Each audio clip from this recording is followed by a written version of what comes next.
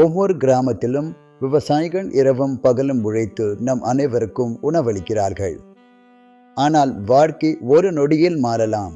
ஒரு நாள் இந்த விவசாயிக்கு திடீரென கடுமையான நெஞ்சுவலி ஏற்பட்டது. ஒரு மாரடைப்பு. நேரம் இல்லாததால் அவர் விமான ஆம்புலன்ஸ் மூலம் மருத்துவமனைக்கு விரைவாக கொண்டு செல்லப்பட்டார். அவருக்கு தீவிர சிகிச்சை பிரிவில் உடனடியாக சிகிச்சை அளிக்கப்பட்டது. ஒவ்வொரு நிமிடமும் முக்கியமானது.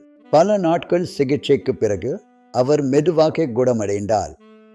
மேலும் வாழ்க்கைக்கு ஒரு புதிய வாய்ப்பை பெற்றார். எனக்கு உடல்நல காப்பீடு இல்லை என்றால் இந்த சிகிச்சையை என்னால் வாங்க முடிந்திருக்காது.